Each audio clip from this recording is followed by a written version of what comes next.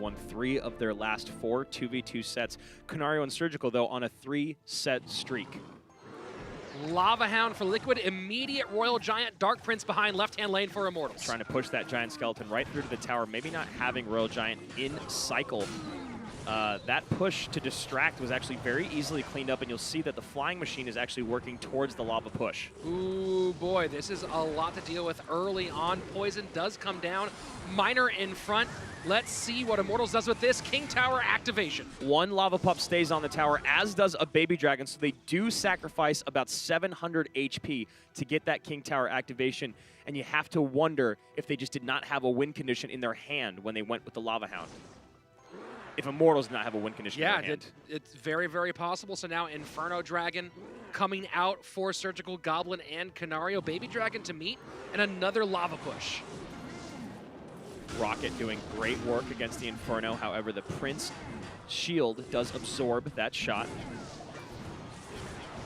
Lava Hound goes down. Not a ton of damage on that tower, but 2 healthy Flying Machines. Yeah, 2 Flying Machines just eat through that Baby Dragon with the help of the Mega Minion. Now this Giant Skeleton Bomb is going to do dividends for Immortals. Well, this is exactly what Immortals wanted to happen right there. The Ice Whiz steps up enough to keep those troops in range of the Giant Skeleton. First 90 seconds down.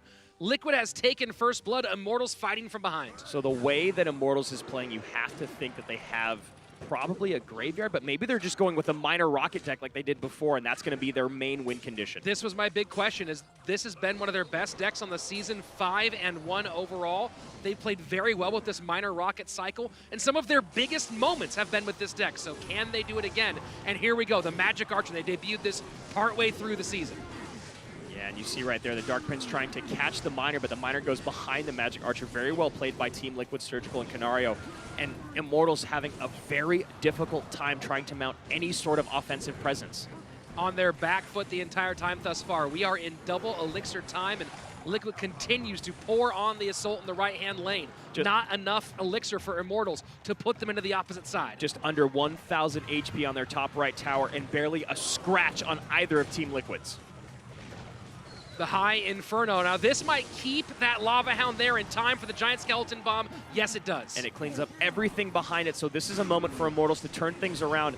But the high Flying Machine takes the Magic Archer out of commission. And again, NATOing that Miner to King Tower already activated, just want that tower damage off, and now forced to drop some more to deal with that high Flying Machine outside of Princess Tower range. We are in sudden death overtime, and Liquid is firing. Yeah, Liquid just needs to send down that lightning and a poison to call this game, but they're going to do the safe thing, which is to play their win condition, demand a defensive response, and then go for the kill. And lightning comes out, Flying Machine not quite able to sneak through yet. Lava Hound, will it get a shot? It does not. 1 pup, not going to be enough, so we extend a little bit further. Team Liquid almost toying with Immortals at this point. You know they have the spell power to take it out, and finally the poison comes down. Surgical Goblin and KaNaRiOoo continue this fantastic run of 2v2, 5-2 in sets overall in the season. You gotta wonder, Andrew, if they'd found this rhythm earlier, what could they have done? The 2v2 game, Andrew, Surgical Goblin and KaNaRiOoo have established quite a varied deck pool, playing Lava Hound, Ram Miner, Golem Royal Giant.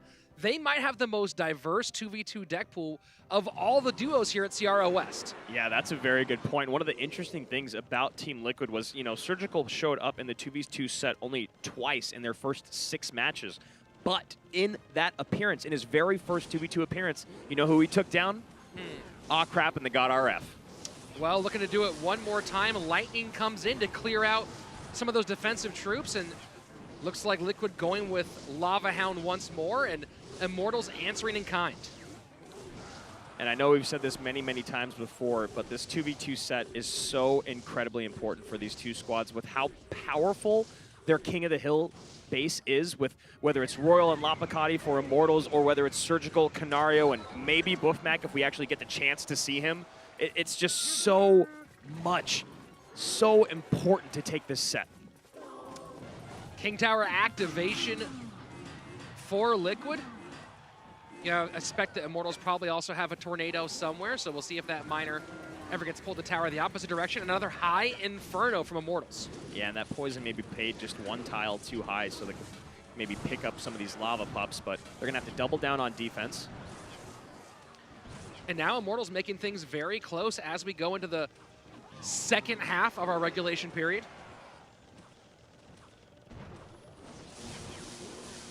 Very nice lightning there. Lumberjack not getting picked up, and there we go. Tornado goes for the King Tower activation. So the same move that Liquid pulled on Immortals, Immortals goes back. Yep, but a lot of damage coming in on this tower, and one of those Lumberjack swings came in, or a chop. An annoying extra baby dragon belch for Immortals to see craaap shift a little bit there. And now Team Liquid with almost twice as much HP on their tower. Both teams lava up again. This time Immortals choose to double lava. One of the things that we haven't seen pay off much. Dark Prince just picked up by the Lumberjack. You see, had to get in there just in time to make sure there wasn't a charge that goes all the way through. And now Lumberjack doesn't get there, but rages up this Lava Hound push, and a Dark Prince as well. Oh, Dark Prince splash damage on the tower and one pup alive. That is going to be tower down. So can Immortals defend for the next 22 seconds? It certainly looks like it. It really does, Rich. They've got so much there. Lightning comes down, trying to clear out some room. Down to 489. Liquid gets the baby dragon the baby dragon's on the tower. Two big belches in. Do they have the spell? Immortals waiting for that spell to come in. Oh, they don't. You see the good game coming out. Wow. Liquid did not have the spell queued up. You see the big deep breath from the God RF. They know that one could have gone to extra time easily. Now we're going to a game number 3. A lot on the line in this game 3. Both teams already going to China, but now we're playing for bragging rights. Now we're playing for cash. Now we're playing for a shot to take down SK and be the first CRL West champions. And SK just looks unstoppable right now. Both of these squads have a lot ahead of them. Miner into the right in front of the bats, picked up by the guards.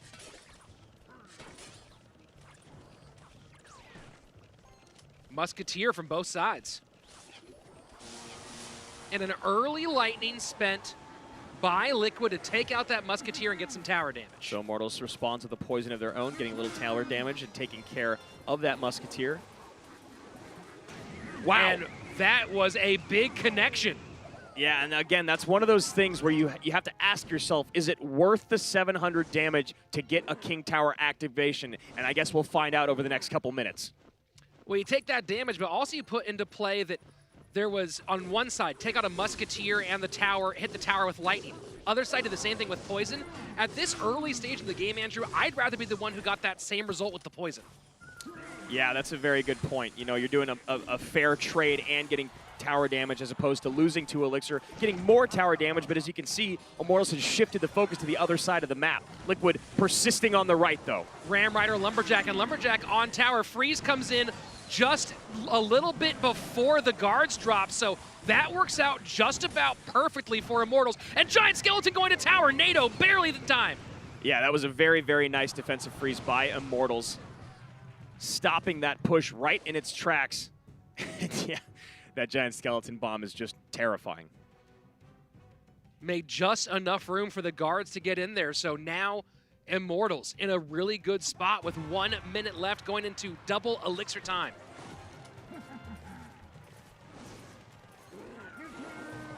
One of the most impressive things about Immortals, and more specifically craaap and the God RF, is despite how poorly a lot of the 2v2 sets have gone for them, you know, ending up with a negative 2v2 record on the season, they have never lost faith in one another or confidence in their squad and the performance thereof.